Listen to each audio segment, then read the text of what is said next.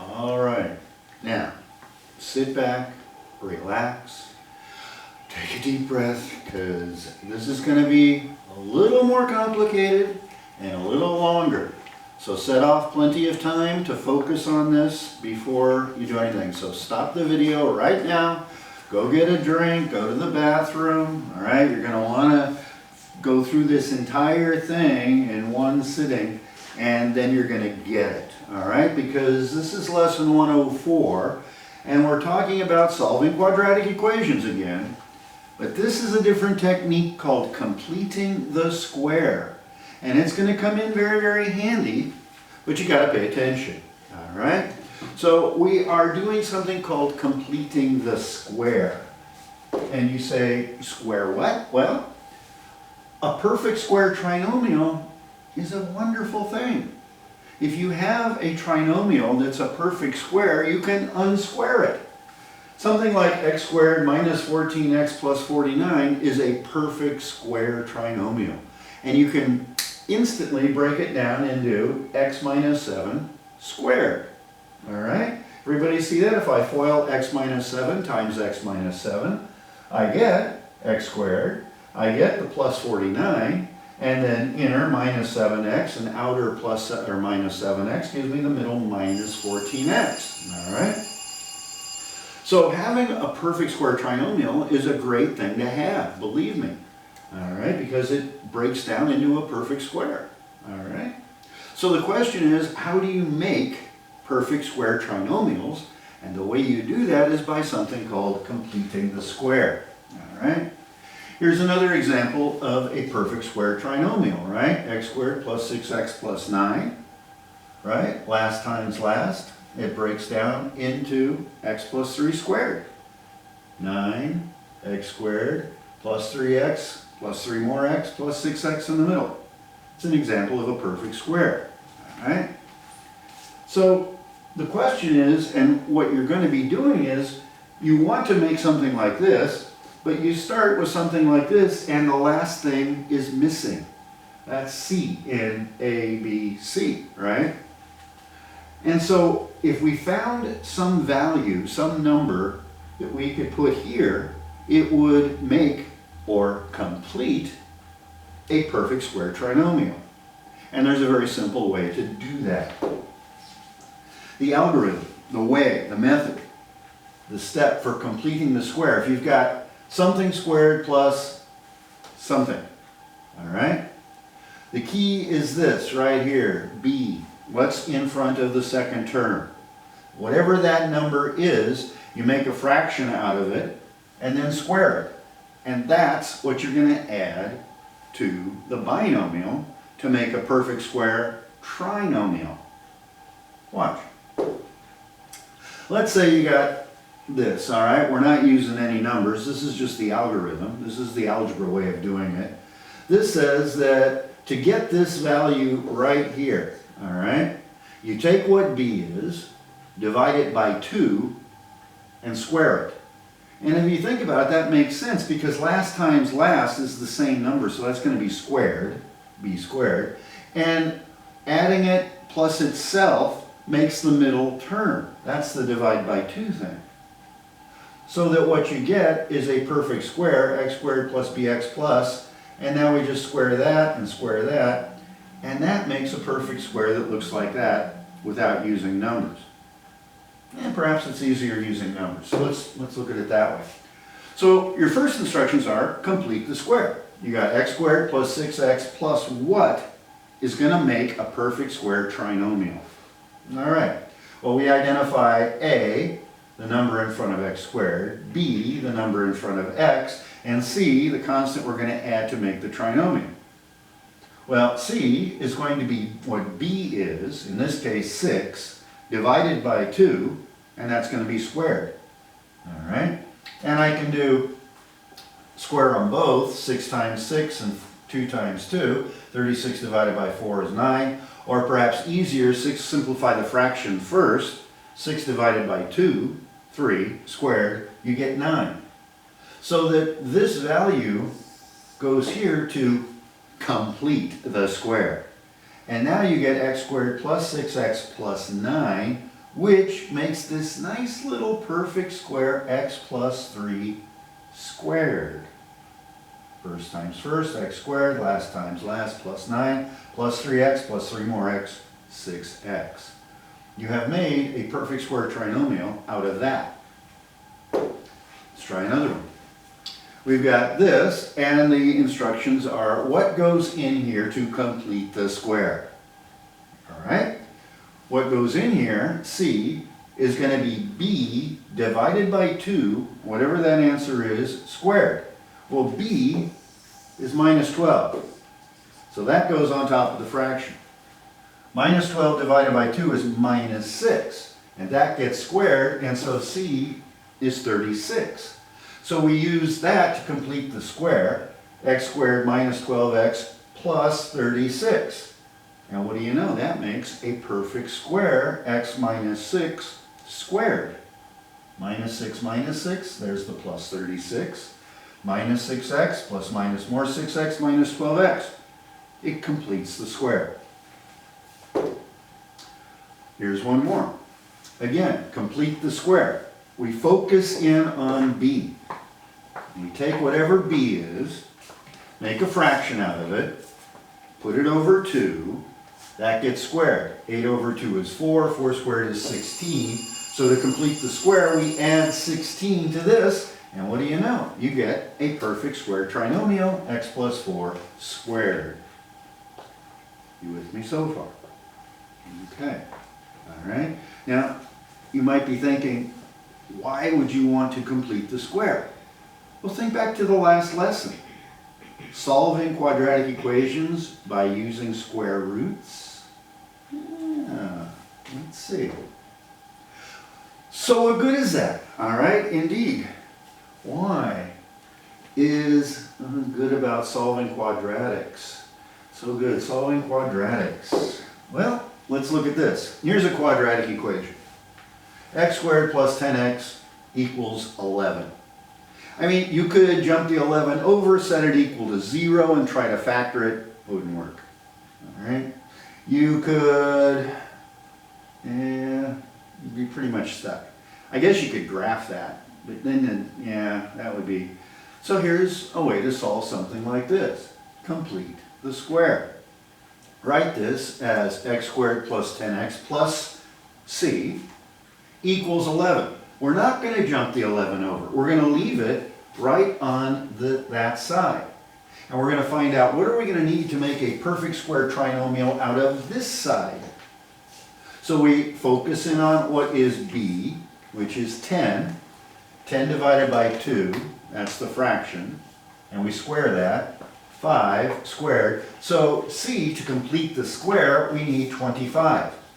So now I create a trinomial, x squared plus 10x plus 25, but I've added 5 to this side, or I've added 25 to this side, so I need to add 25 to the other side also to keep things balanced. So this 11 now gets added with 25. So I've got this plus 25 and 11 plus 25. Well, guess what? I've made this wonderful perfect square trinomial, which factors into x plus 5 squared, and that equals 11 plus 25, 36. Look familiar? Now I can unsquare this binomial. Square root of x plus 5 squared equals plus or minus the square root of 36, taking the square root of both sides. And there's the advantage. If I have a squared term like this, and I take the square root, what I'm left with is just x plus 5. And in this case, we've got this nice perfect square, 36, says that x plus 5 is equal to plus or minus 6. So that gives me two possible answers, right? X plus 5 equals plus 6, subtract 5 from both sides, x equals 1. Or x plus 5 equals minus 6. Again, subtract 5 from both sides, x equals minus 11. And there I have two roots, two solutions. And of course, we're going to sub them in and test them to make sure they work. All right? And if I sub in 1 here, I get a 1 plus 10 equals 11. Sure enough, it works. Here, if I substitute in minus 11 into this original equation, I get 121 plus minus 110 equals 11, and it works. Much nicer than trying to graph that and figure it out that way. All right, let's look at another one. X squared plus 12x equals 13. Again, if you jump the 13 over, set it equal to 0 and try to factor it, ain't gonna work. No. Or maybe. I don't know. Have to try that. Well, let's do it with completing the square. So now I draw this blank here for a third term to make this binomial on this side into a trinomial. And I look at b here and see that that's 12. And so to complete the square, I'm going to take 12 divided by 2 squared. 12 divided by 2 is 6 squared, so completing the square is adding 36 to both sides. I add 36 to both sides, I get this nice perfect square trinomial, which factors into x plus 6 squared. 13 plus 36, the 13 I started with, plus the 36 I'm adding to both sides, gives me 49. I take the square root of both sides, and I get x plus 6 equals plus or minus 7. And again, then x plus 6 equals plus or minus 7 says that x plus 6 equals plus 7, and x plus 6 equals minus 7. So x could be 1, or x could be minus 13. We test it out. 1 plus 12 equals 13. That works. X squared minus 13 times minus 13, 169, plus 12 times 13 minus 156. What do you know? Makes 13. It works too. 1 and minus 13 by completing the square. Okay. All right, so here, notice that completing the square is a method that is very useful when a, the number in front of x squared, is 1. It doesn't work otherwise, right? Because if you're making a square and there's something other than 1 there, it gets way too complicated. So be careful, all right? If you're given something like this, 4x squared, all right? Completing the square wouldn't be the step to use unless you could somehow make that 4x squared into just 1x squared. And you look at this and you go, wow, all those numbers there, a, b, and c, all divide by 4. So divide everything by 4 and you wind up with x squared plus 4x equals 2. All right? And now we complete the square. X squared plus 4x plus something equals 2 plus something. Focus in on the b. Make it over 2 and square it. 4 over 2. 2 squared is 4. So completing the square gives us x squared plus 4x plus 4 equals the 2 we started with plus the 4 we're adding. That gives us a nice perfect square here. X squared plus 2 squared equals 2 plus 4, 6. And now we take the square root of both sides and we get x plus 2 equals plus or minus root 6. Yeah, it's okay. We can have radical solutions. All right? Because then if we subtract 2 from both sides to get x by itself, we see that x equals minus 2 plus or minus root 6. And that's the answer. You can have an answer that looks like that. And I'm not going to do it, but if you really want to, you could even put all that in there as minus 2 plus root 6 in here for x, and it would work, amazingly enough. All right? Here's another example. We got 3x squared minus 12x equals minus 54. What a mess. But then you start to recognize things. 3 goes into all of these. So use it. Divide everything by 3. All right? Remember, that's the multiplicative property of equality that justifies your ability to do that. All right? You're multiplying everything in effect by 1/3. Yeah, you're really dividing by 3. So that gives us x squared minus 4x equals minus 54 divided by 3 minus 18. Now we complete the square. We take b, which is minus 4, divided by 2. which is minus 2 squared, which is plus 4. And add that to complete the square. And we'll have to add 4 to the minus 18 as well. And we get x minus 2 squared equals minus 18 plus 4, minus 14. So we got x minus 2 squared equals minus 14. We take the square root of both sides. All right. And we see that we get x squared equals plus or minus the square root of minus 14. Whoops. You got the square root of a negative here, which says that there are no real solutions. You'll recall back that we talked about parabolas that float above the x-axis, right? They don't touch the x-axis, no real solutions. Well, here's an example of this type of a quadratic equation. It's possible, it's okay, it works, that's fine. Practically speaking, this is a new way to solve these geometry problems you'll be facing next year in high school. The width is 12 feet more, or the length is 12 feet more than the width. All right, the width is W, we don't know, but the length is 12 feet more than that, and they tell us the area. So width and length multiplied together, W times W plus 12 equals area of a rectangle. Distributed property says W squared plus 12W equals 64. Ooh, that should look familiar, right? That's like tailor-made for completing the square.